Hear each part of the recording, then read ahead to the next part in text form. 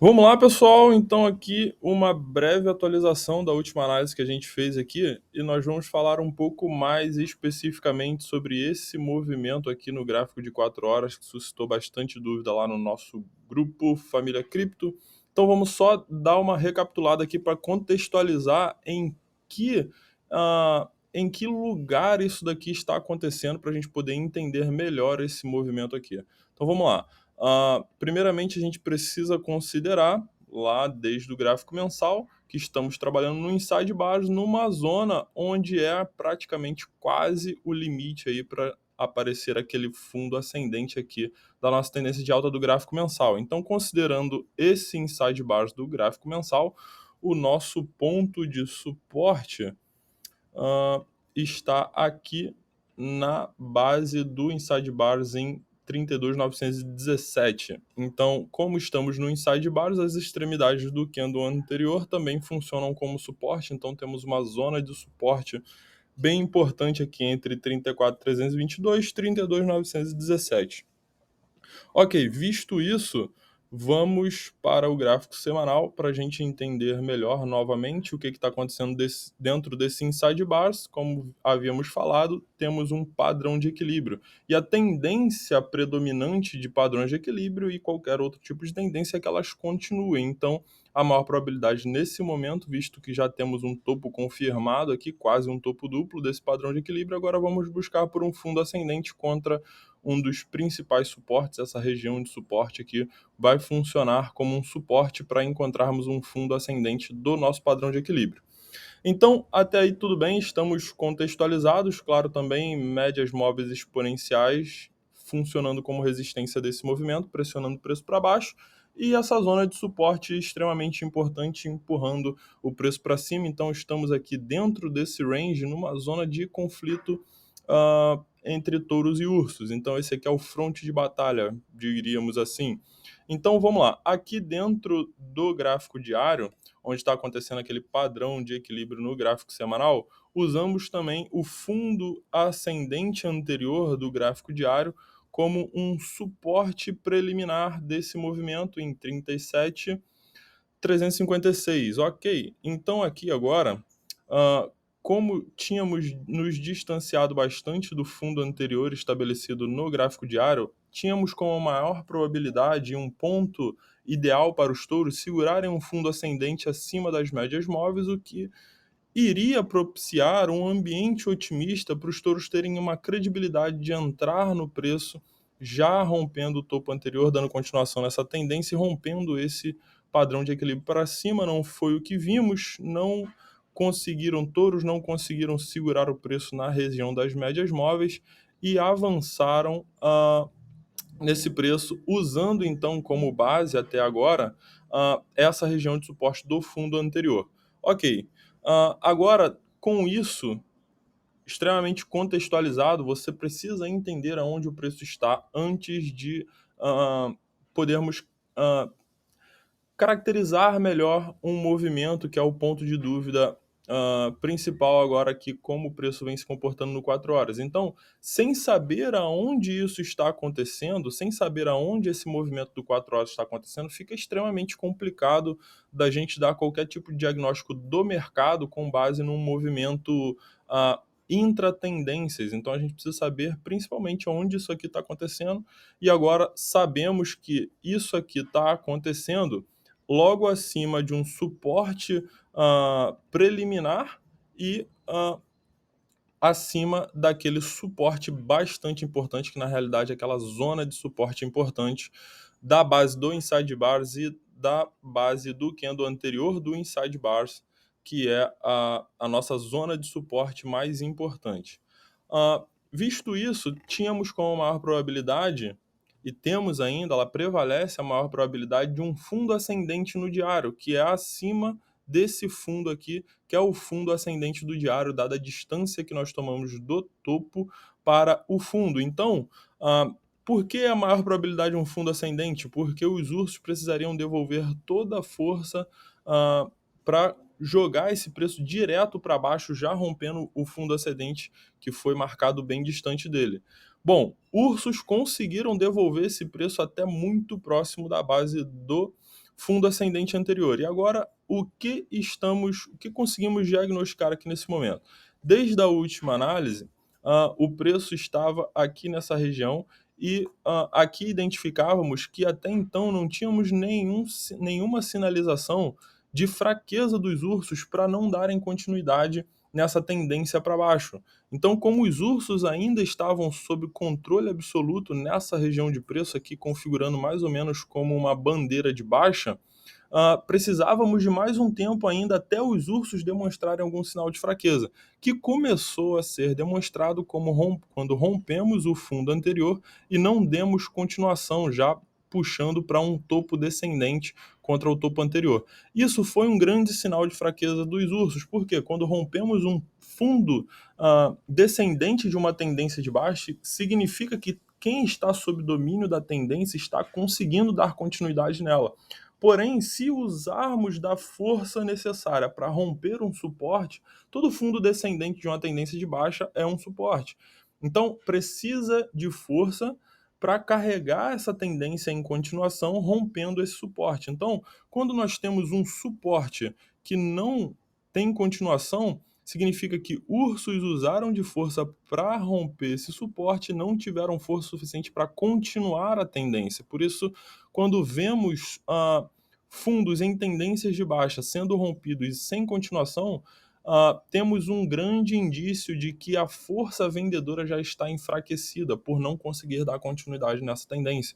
E na puxada para um topo descendente, fomos próximo do topo anterior. Logo, touros viram a fragilidade dos ursos e atacaram, devolvendo o preço para próximo do topo anterior. Então, grande sinal de fraqueza. Porém, não conseguiram credibilidade suficiente para vencer essa região de resistência das emas. Então, ursos atacaram novamente usando a base das emas como resistência e romperam fundo descendente novamente, porém mais uma vez sem continuação. Touros atacaram, visto mais uma demonstração de fragilidade, já romperam direto o topo descendente, porém rompimento sem continuação dos touros. Então, um grande sinal de que os ursos poderiam mais uma vez usar a área de resistência da Zema para empurrar o preço novamente para baixo. Porém, dada a distância que os touros conseguiram carregar do fundo anterior e já romperem direto o topo descendente, maior probabilidade nesse movimento seria os touros conseguirem segurar um fundo ascendente para possivelmente inverter a tendência, aquele ombro, cabeça-ombro que inverte as tendências, porém, touros não conseguiram segurar essa região de preço e agora estamos novamente rompendo fundos e precisamos ver se teremos mais uma vez continuação ou não. Mais provável que não, porque, visto esses movimentos, já identificamos que a força vendedora está perdendo força, visto que estamos chegando num ponto onde precisamos de um fundo no diário, e a maior probabilidade é que esse fundo seja ascendente contra o fundo anterior, que está aqui. Então, estamos trabalhando, rompendo fundos descendentes sem continuação numa região próxima de um suporte importante, que é o suporte do gráfico diário. Tudo pode acontecer, podemos romper essa região desse suporte, mas quanto mais enfrentamos regiões de suporte, identificamos que temos ordens de compra aqui posicionadas. Então, cada vez mais os ursos estão precisando usar do seu estoque de venda para continuar carregando essa tendência de baixa adiante. E cada vez mais que os ursos vão carregando esse preço, mais suporte os touros vão sustentando. Então, fica cada vez mais difícil os ursos carregarem essa tendência para baixo conforme o preço vai chegando próximo das zonas de suporte. Tanto é que vemos volumes crescentes, porque a negociação no mercado avança quando temos mais ordens preparadas. Então, quanto mais próximo do suporte, mais ordens de compra temos dos touros defendendo essa região. E quanto mais os ursos tentam pressionar essa região, mais negociações ocorrem nessas faixas. Então, quanto mais o preço carrega para baixo, mais vemos aumento de negociação. Então, mais uma vez, confirmando que estamos brigando numa região de suporte com demonstração de fraqueza dos ursos, rompendo fundos sem continuação. Então, é isso que vemos. Uma grande dúvida que surgiu lá no grupo é se poderíamos caracterizar isso daqui como uma cunha de baixa rompida para cima. E a consciência que a gente precisa ter é que mais importante do que os desenhos são o que fundamentam esses desenhos. Então, a pessoa que pensou nesse desenho, digamos assim, de cunha de baixa, canal de baixa, essas coisas não surgiram do nada, né? Não é porque existe um desenho geométrico que pode ser feito no gráfico que isso vai ser obedecido. Não, existe um fundamento de mercado por trás disso. E o fundamento de mercado por trás de uma cunha de baixa é ah, o principal fundamento, né, é rompimentos de fundo sem continuação, porque cunhas de baixa é um desenho gráfico, é uma figura gráfica de demonstração de perda de força da tendência. Então, se a cunha é de baixa, significa que temos perda da força vendedora em continuar carregando essa tendência para baixo. Quando temos cunha de alta, temos perda da força compradora em carregar essa tendência para cima. E o grande sintoma dessa perda de força é quando vemos fundos sendo rompidos sem continuação, porque a força vendedora usa da sua última força para vencer a região de suporte, mas não tem força suficiente para continuar carregando a tendência. Daí o preço volta, recupera o estoque de venda novamente para lutar pelo suporte de novo, mas não tem força para ter continuação. Então, esse é aquela típica figura de cunha de baixa. Então, por mais que o desenho dessa cunha de baixa não seja perfeito, não importa o desenho em si, importa você entender o que está por trás disso, o fundamento desse tipo de figura.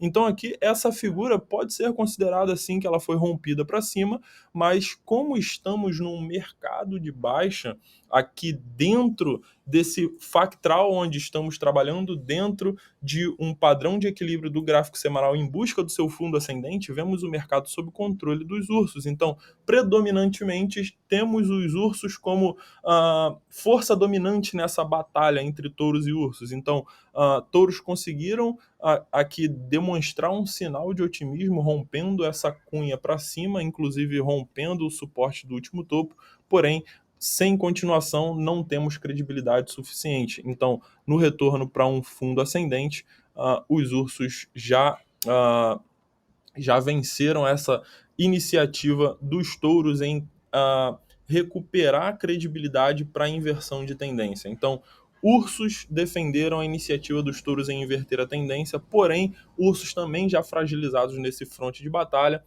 porque rompemos fundo novamente sem continuação. Então, mercado aqui nesse ponto está precificando dúvida. Por quê? Existe uma batalha acontecendo, imagina um campo de guerra onde está havendo confronto direto entre uma força e outra. Então, nesse movimento onde temos uma certa paridade de forças devido a um contexto maior, o mercado está precificando uma situação de dúvida. Então, onde podemos continuar um pouco para baixo, ainda um pouco acima daquele suporte lá do inside bars do padrão de equilíbrio, ou podemos também inverter essa tendência do 4 horas para cima para caracterizar esse fundo ascendente do gráfico diário, porém com a maior probabilidade de um topo descendente no diário. Então, temos essa situação de batalha onde um dos lados pode predominar, porém dificilmente vai ter um êxito profundo onde vai haver muita continuação. Dentro de um inside bars, onde tem um padrão de equilíbrio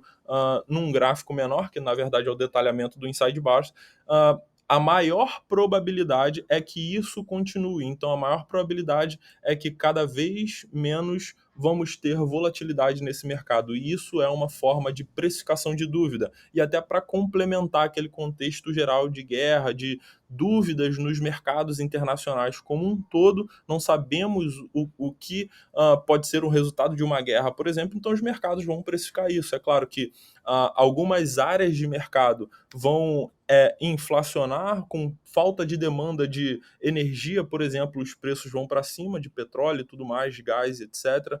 Com falta de demanda de commodities como trigo, por exemplo, coisas que são importadas lá dessa região de conflito. O preço vai aumentar, outras áreas de mercado, o preço vai cair para acompanhar um equilíbrio e todo o mercado, de uma forma macro, precisa precificar dúvidas com esses tipos de conflito. Por quê? Um esfriamento repentino da guerra, algum acordo iminente que pode acontecer, esfriar a guerra, um cessar-fogo, vai trazer um certo otimismo de volta para o mercado. Então vamos ver o mercado precificando essa recuperação de dúvida e otimismo, ou então vendo um agravamento da guerra, que também é absolutamente possível. Vamos ver o mercado ainda mais, principalmente os mercados de risco e criptomoedas estão totalmente enquadrados nesses mercados de risco por enquanto.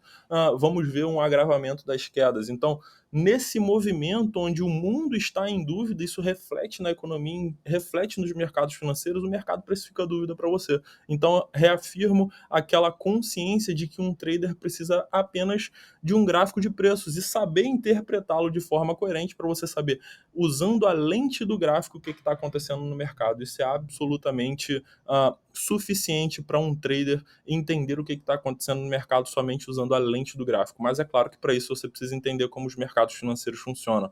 Então, é isso aí, pessoal. Espero ter atualizado aí vocês desse momento difícil aqui. Quanto menos volatilidade vemos nos mercados, é claro que aumenta o grau de dificuldade de uma análise técnica e você precisa estar consciente do momento do mercado para você saber que tipo de visão você precisa para interpretar o mercado de forma correta, quando cada vez mais os gráficos menores vão ficando confusos, para justamente precificar essa dúvida de padrões de equilíbrio em sidebars maiores. Então, é isso aí, pessoal. Um grande abraço. Mais uma análise para vocês aí